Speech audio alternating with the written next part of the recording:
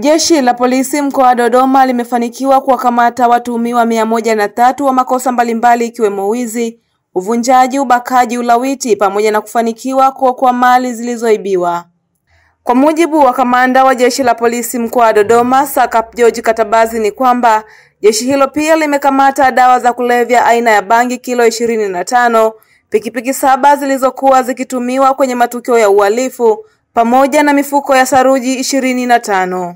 Katika operesheni hiyo tarehe 7 mwezi wa 3 mwaka 2025 majira ya asubuhi saa 12:30 za asubuhi katika mtaa wa Michese uliopo kata ya Mkonze, wilaya ya Dodoma, tulimkamata Focus Kasinje, huyu ana umri wa miaka 23, na Isaya Alberto maarufu kwa jina la Spata, wakiwa na TV 5 zilizaniwazo kuwa ni mali za wizi. Pia tulifanikiwa kukamata dawa za kulevya aina ya bangi yenye uzito wa kilo 25, pikipiki 7 ambazo hutumika kwenye matukio mbalimbali ya uhalifu. Mali zilizaniwazo kuwa ni za wizi ikiwemo magodoro 6, buta 1 ambalo lilikuwa likisafirisha simenti au saruji mifuko 25, lakini tulifanikiwa kukamata vile laptop 2, simu 9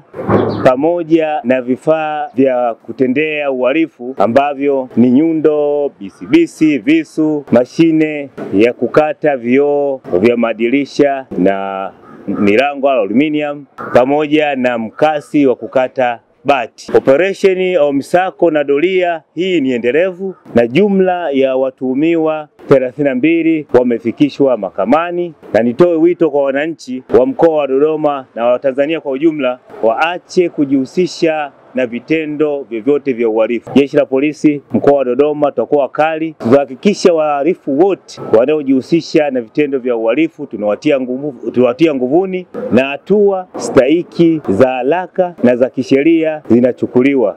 Hata hivyo, jeshi la polisi limetoa wito kwa wananchi kuendelea kutii sheria bila shuruti na kuendelea kushirikiana na jeshi la polisi katika kuzuia na kutanzua uhalifu kwa kutoa taarifa mapema.